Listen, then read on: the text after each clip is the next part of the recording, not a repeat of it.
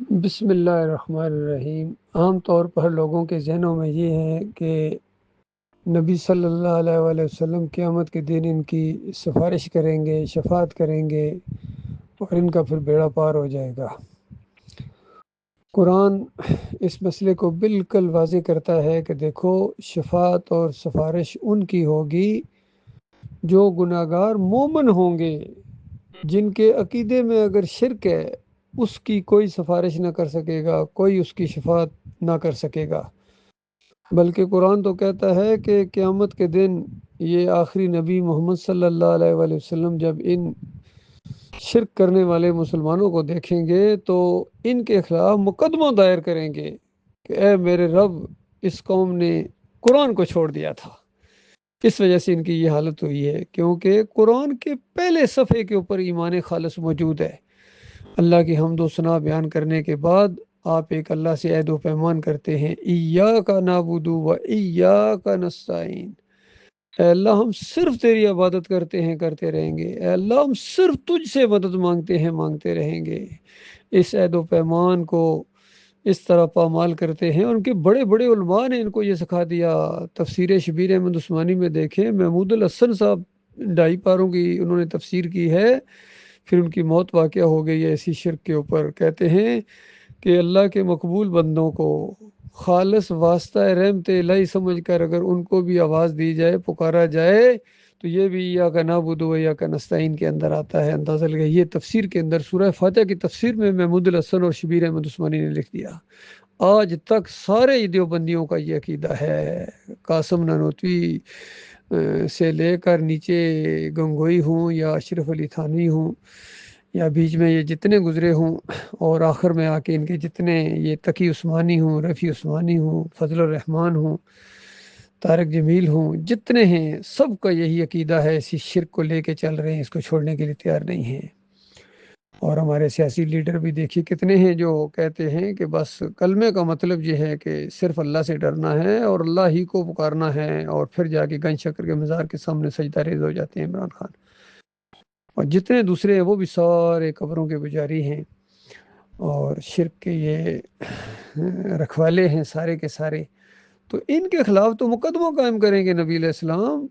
اور بتاؤ پھر ان کو کون چھڑائے گا؟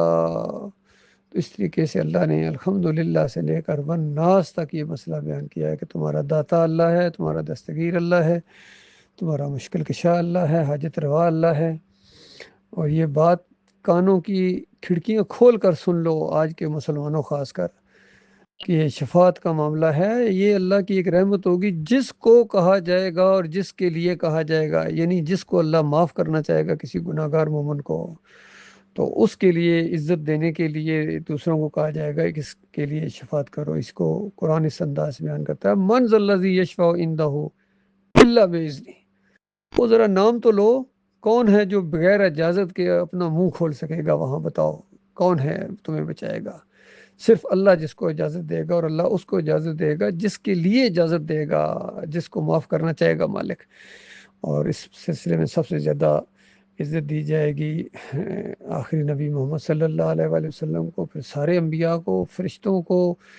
اور مومنوں کو، شہداء کو، صدیقین کو، حتیٰ کہ بچے تک سفارش کریں گے، شفاعت کریں گے، اور اللہ قبول کرے گا۔ اور پھر آخر میں جا کے مالک فرمائے گا کہ سب نے اپنی اپنی سفارش کی، ہمدردی کا اظہار۔ شفاعت کیا ہوتی ہے؟ ہمدردی کا ایک ہوتا ہے کہ مالک اس کو چھوڑ دیجیے، ایک ہمدردی کا پہلو ہوتا ہے۔ تو بتاؤ اللہ سے زیادہ بھی کوئی ہمدردی کرنے والا ہے؟ تو مالک فرمائے گا سب کی شفاعت ہوئی، جتنی بھی قبول ہوئی، اب باقی جو رہ گئے ہیں ان کو میں صرف اپنی وجہ سے، کسی کی وجہ سے نہیں، کیونکہ مالک سب سے زیادہ رحم کرنے والا ہے، اور مالک اپنی وجہ سے ان گناہگار مومنوں کو نکالے گا جنہوں نے کوئی نیکی نہیں کی ہوگی، صرف مومن تھے، مشرک نہیں تھے، مزاروں پر چادریں نہیں چڑھاتے تھے، یا علی مدد کے نعرے نہیں لگاتے تھے، یا رسول مدد کے نعرے نہیں لگاتے تھے، 11ویں نہیں کھاتے تھے، نہ 10 محرم کے شربت پیتے تھے، نہ مزاروں کے اوپر جا کے پھلڑیاں بانٹتے تھے، پنڈارے چڑھاتے تھے، یہ ایسے نہیں تھے مومن، اس کو تو اس سے نفرت کرتے تھے وہ مومن۔ باقی دوسری گناہگاریاں ان کے اندر آ گئی تھیں، تو مالک اپنی رحمت و شفقت سے ان کو نکالے گا، اور وہ جتنی شفاعت کے ذریعے نکالے گئے ہوں گے اس سے کہیں زیادہ مالک اپنی وجہ سے نکالے گا۔ اور پھر حدیث میں آتا ہے کہ ان کے چہروں کے اوپر، ماتھے کے اوپر یہ چیز لکھی ہوگی کہ یہ وہ آزاد کردہ گویا اللہ کے غلام ہیں جن کو مالک نے اپنی وجہ سے جہنم سے آزادی دی ہے۔ تو وہ کچھ عرصہ یہ تحریر بھی رہے گی، مالک اس کے بعد وہ اس تحریر کو بھی ختم کر دے گا، اور پھر کسی کو کوئی پتہ نہیں چلے گا کون آخر میں نکلا ہے، سارا معاملہ اس طریقے سے ہوگا۔ تو اللہ کے بندو، یہ ایمان کو سمجھنے کی کوشش کرو، اس کو معمولی چیز نہ سمجھو، یہ جو آواز لگائی جا رہی ہے ایمان کی ایمان کی، یہ اصل ہے۔ ان فرقوں سے نکلو، شرک سے نکلو، جمہوریت کے اس مشرکانہ نظام سے نکلو، اور ایک پلیٹ فارم کے اوپر لا الہ الا اللہ محمد رسول اللہ کے اوپر اکٹھے ہو جاؤ۔ دیکھنا دنیا کی کوئی طاقت تمہارا مقابلہ نہ کر سکے گی، دنیا میں بھی تمہاری عزت ہوگی، اور آخرت میں جنت کی بادشاہی تمہارا انتظار کر رہی ہے ایسے مخلص مومنوں کا۔ لیکن اگر بات نہ مانی اور ڈٹے رہے اسی شرک کے اوپر، تو یاد رکھنا جو مرتا جا رہا آگ میں، جو مرتا جا رہا آگ میں، چاہے وزیر اعظم ہو یا صدر صاحبان ہوں یا جنرل صاحب ہوں یا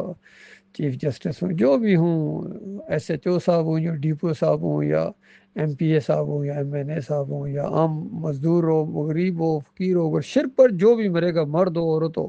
مکی ہو مدنی ہو، فرانس کا رہنے والا ہو یا امریکہ کا رہنے والا ہو یا انڈیا کا، بنگلہ دیش کا یا پاکستان یا بحرین کا،